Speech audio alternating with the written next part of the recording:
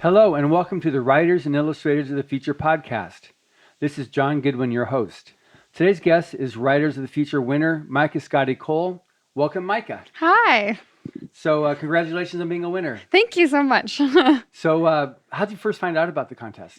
I actually run a Twitter account called Free Writing Events where I compile and promote events just like this, like contests and other pitching events for authors that are free to enter and online. So this was just a big one. You know, it covers all the bases. You know, all science fiction and fantasy, and all the way up to 17,000 words, and it's free to enter and makes good money. So I've been promoting it for a while, probably a year before I actually won, which was pretty fortuitous. That's good. How many times did you enter? 3 or 4. I don't know exactly how many. Okay, well, that's great. So, how has writing entered into your life's goals? Is this earlier on, or is this a later development, or? Oh, I've wanted to write since I was since I started writing. I was writing stories, and my pictures that I drew were like handprints in ink. You know, Yeah. I was finger painting my illustrations. So I've been doing it forever, and I thought that I had to be. I think over time you set aside your dreams and be realistic, you know, and you have to pursue something a little more run of the mill, you know, like Yeah. I was like, I'll be in publishing, you know, that's the same. Well, you can't get into publishing if you live in Michigan. You have to live in the big hubs, and so it was actually I had this big failure of like I got a really killer interview for Skyhorse Publishing in New York City. I don't know if I'm supposed to say that out loud. It's okay. But they called me, and I had so prepared. I was so excited. It was my dream job. They basically hung up 2 minutes later because I lived in Michigan, and I was like, "Well, I can't work in publishing then," which was my secondary dream. And then, you know, I bummed around for a while, and I worked I was a server for 3 years, and several different places. That is an industry, let me tell you. Everyone should work in the food service or retail industry at some point, but I would never go back. And Yeah. And then I worked in an office, and I had the corporate grind for a year, and a couple of failures in a row of bad things happened, and I went to a McDonald's. I sat down with my fiance, and over some fries, I was like, I'm going to quit my job, and I'm going to work on being a writer and an editor working for myself. And I am now. So it worked out. And he'll tell the story to this day. He's just like, I was just laughing because I was just waiting for her to figure it out. I already knew. Wow, that's great. Yeah. That's good. You have such a supportive He's fiance. amazing. And I'm marrying him in August. So Oh, that's great. yeah, best decision I ever made for sure. Took We him got- a long time though. Well, that's great. So, any particular major influencers you've had for you as a writer? Orson Scott Card was one of the first ones. Wow. Yeah, I mean, Ender's Game. I'm sure he's kind of. It feels like he's being beaten over the head by that book. I think, but it was just so different. I had never read anything that different. It's the best. It's the best-selling science fiction book for Tor. Really. It's had. I don't know if it hit the 100-week mark as the New York Times bestseller, but it's Tom Doherty, who's the publisher of Tor, because he was our keynote speaker a few years ago. Said, you know, because he and Orson Scott Card are great friends, said this has been his best science fiction book is Ender's Game. Yeah. He said today in the workshop. He said, like, let's all be honest. It made me, and it continues to make me. If I hadn't had that first success, I wouldn't have be here today. But yeah, I own.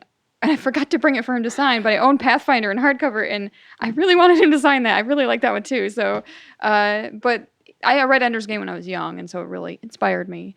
Another really big one is Philip Pullman's series, his Dark Materials series that starts with The Golden Compass. Uh-huh. So that one was really big. And then obviously J.K. Rowling, because me and her have the same birthday in Harry Potter. There you go. And it was like, I also like to say that Hemingway, he writes short stories in the places where I grew up.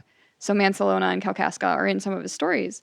And he was there at one point. It was like, okay, it was inevitable. I have J.K. Rowling's birthday, and I lived in those places. I was going to be a writer. That's great. So what type of stuff do you like writing? I end up writing young adult fantasy in long form, and I write science fiction in short form. Adult science fiction in short form. Right. That's just kind of what happens. I don't know why. Just my brain works on two different levels there. Well, that's cool. So, do you have any particular, like, what do you see as your end game as an author? Like, you got editor and writer, and so is it either one or No, I want work to 'em be an both? author, but you Okay. got to pay the bills, you know. Yeah. And I found out that I was pretty good at editing, and I found out that a lot of people just can't afford your typical editor. I mean, they deserve every penny that they make, and I charge kind of not. I don't charge like the EFA guideline prices. I don't charge that much, but I don't charge that much because I am kind of an amateur. Uh, but a lot of writers really just need a good beta reader. And that's basically what an editor is. And like, if you have really good beta readers, you may not need an editor, but a lot of people don't have that. And so that is how I pay my bills is doing that for people. And my clients have actually had pretty good success. They've got a couple of indie book deals, and 2 of them have agents. And so I at least am good on some level, you know. Right, Like yeah. I think everybody always struggles with, am I any good? But my end game is to be an author. You know, I can't aspire to Orson Scott Card, you know, but like I want to be in there somewhere, you know. Like I have a series and people know my name, like maybe Lee Bardugo or something. Like she's a big inspiration for me too. But realize people like Dave Farland. He was the winner in volume 3 of Writers of the Future. And, you know, he's a perfect case in point. Eric Flint, who you'll meet in a few days, he was a winner, 1632 series. And Yeah. Sean Williams was a winner. And now he's like the major sci-fi dude in Australia. And you got other people like Kevin J. Anderson, who never won the contest, but for him it was like his launching pad.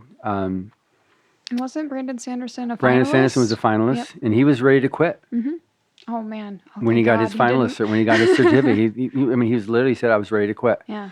And when he got that certificate, it was like, "Wow, okay, I'm not going to give up then." And boy, we would have missed out had he not done that. Yes, Mistborn is one of my favorite trilogies ever.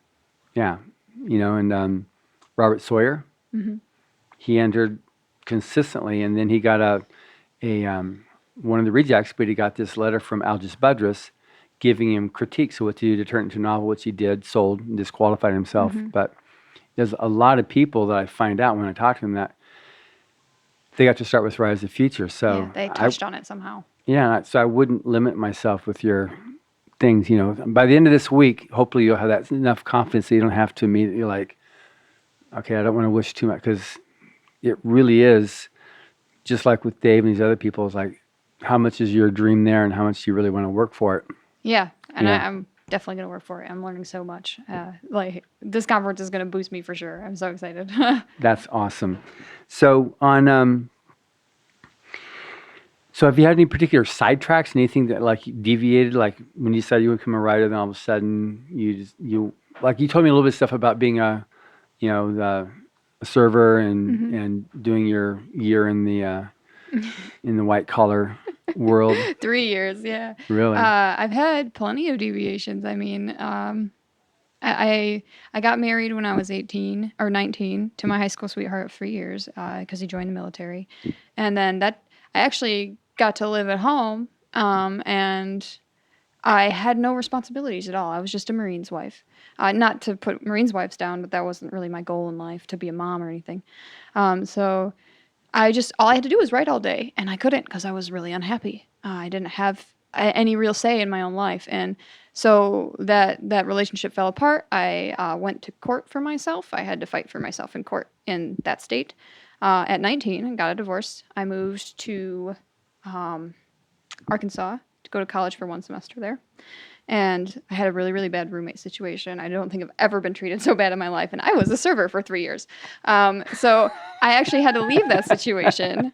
And I lived in a trailer without running water or heat or electricity for 2 weeks. And then in another single room, I lived there for 2 weeks also with cockroaches. And no one spoke my language. So I've had I mean, those were very interesting experiences. Like, I don't ever look at it negatively. I became someone different. I relied on myself. Right. I was completely alone. My whole family was 18 hours away. And they did eventually come pick me up when I moved back, and I had more bad experiences, the worst boyfriend I've ever had. And then I went to college at Michigan State, which had always been my dream that I put on the back burner for other people. And I kind of, not to sound rude, but I put me first and my happiness first. And like, no one's going to do it for you except you. That's right. And it has led me here. And I had plenty more failings, in the job world. But yeah, I got here eventually. And I already feel like I've made it. That's awesome. That's because you definitely have to. I mean, one thing that's really good is with all these experiences as a writer, that realism is. It's one of the things you're going to get from L. Ron Hubbard's essays. Mm-hmm. Is that search for research and things like, and living. There's one of the videos that we're playing at the event is living the stories. He said you have to go. You have to live life. Mm-hmm. You can't write about it if you can't. I mean, you can write now about those situations in a trailer park. Mm-hmm. Yeah, it's the writers. We have to go out in the field tomorrow and talk to a stranger and like get a snippet for a story, and everyone is terrified. Everyone is so scared.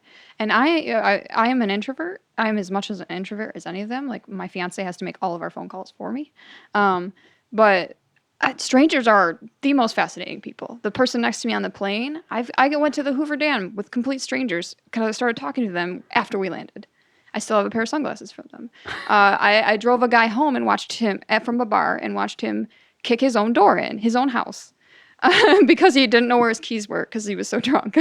I mean, these are stories that you get from strangers. Yeah. And so I'm really actually kind of excited about that assignment. And I would like to, I hope other people will get something out of it. Well, everybody gets something out of it eventually. They just I'll say, I did it. I know. It's good for them, introverts to do this every now and then, Yeah. Definitely. So, what are you most looking forward to this week? Well, everyone loves the cover reveal. I cannot wait to see the not the cover reveal, but the story illustration reveal. And Joni teased a jet propulsion something for like the show.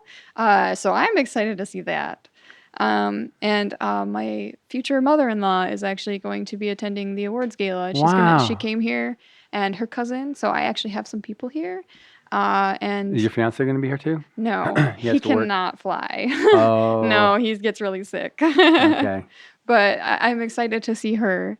So yeah, those three things are the big one. And then after today, it was the first day, I learned just bucket loads from those guys and the workshop. So I'm looking forward to every day, hopefully learning something that good every day. And I'll feel like a whole different person. They're amazing what they can teach. And then you're going to get, on the last day, you get about 15 other input from other winners. I mean, from other judges. Uh-huh.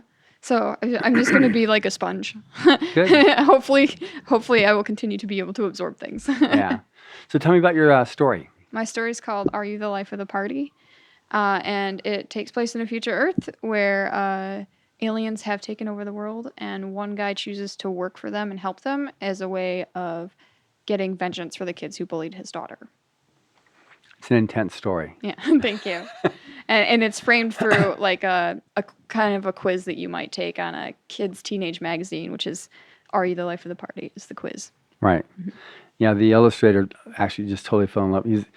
He read it and read it and just got more and more into it, and like to be able to capture and understand it and the various levels of your story. He was he really got to like your story a lot.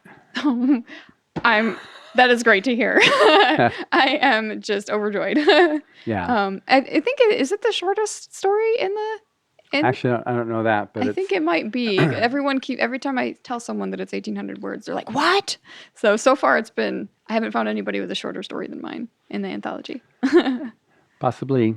So, what do we have to look forward to? What's your future hold for you?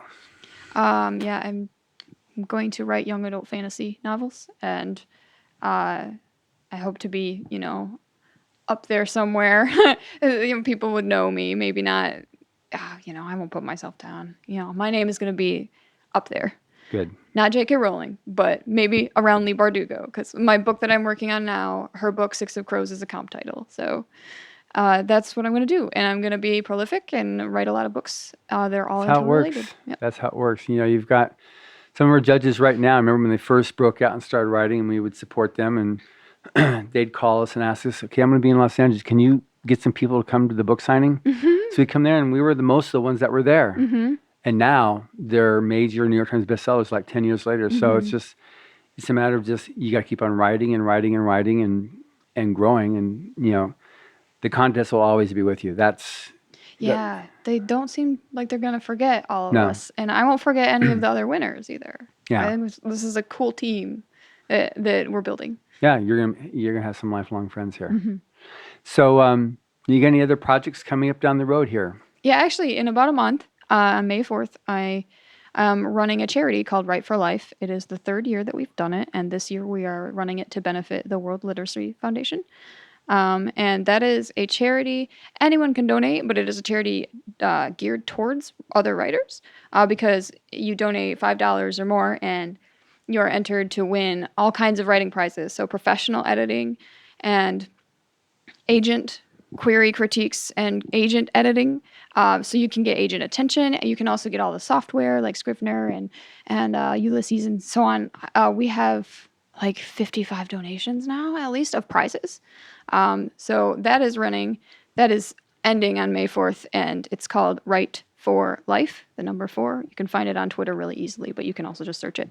And I love anybody. It's a charity. I love it if you could check it out.